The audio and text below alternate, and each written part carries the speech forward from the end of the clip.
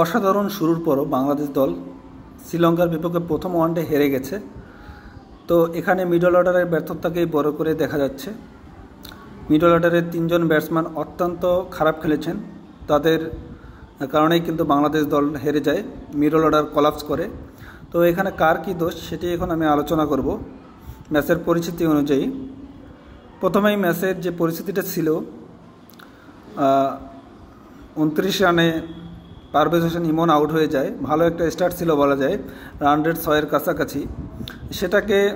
সেটার পর জুটি করে নাজমুল হোসেন শান্ত এবং তানজিদ হাসান তামিম। তানজিদ হাসান তামিম কিন্তু 50ও করে ফেলে এবং এক পর্যায়ে বাংলাদেশের রানটি দাঁড়ায় মাত্র 1 উইকেটে 93। তো এই সময় প্রথম যে ভুলটা করে সেটি নাজমুল হোসেন শান্ত। সে বারবার 2 রান করে নিচ্ছিল এবং 2 রান নেওয়ার এতটাই তার ঝোঁক ছিল যে সেটা কিন্তু দলের জন্য বিপদ হয়ে যায়।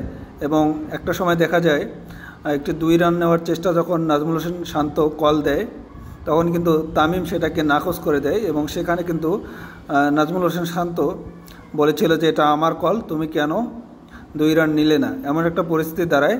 এবং একই চেষ্টা পরবর্তীতে কিন্তু আবারও করতে যায় নাজমুল হোসেন শান্ত। ফলশ্রুতিতে তার উইকেটটি কিন্তু রান আউটের মাধ্যমেই চলে যায়।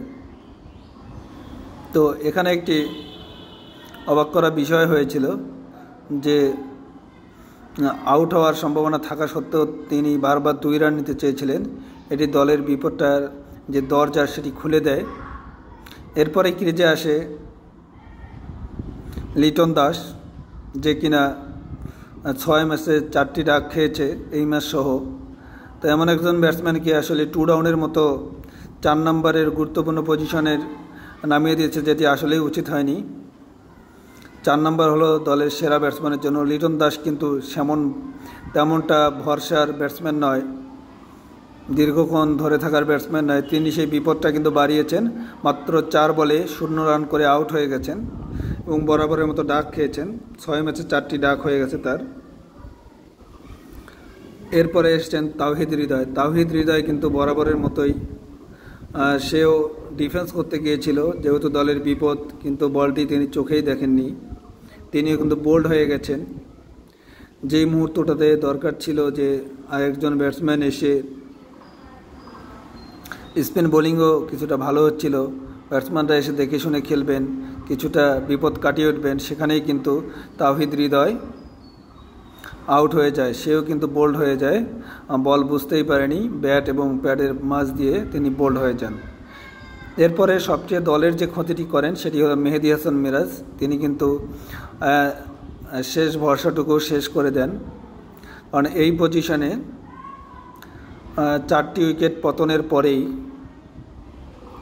আপনাকে যেটা করতে হবে অধিনায়ক হিসেবে 2-3টি ওভার মেডিন দিতে হবে, কিন্তু মেহেদী হাসান মিরাজ সেটি করেননি। তিনি কিন্তু লেগ স্টাম্পের একটি বল একটু উঁচু হয়ে যাচ্ছিল, সেই বলটি সিঙ্গেল নেওয়ার চেষ্টা করেছেন, যার কারণে কিন্তু তিনিও এলবিডব্লিউর ফাঁদে পড়েছেন।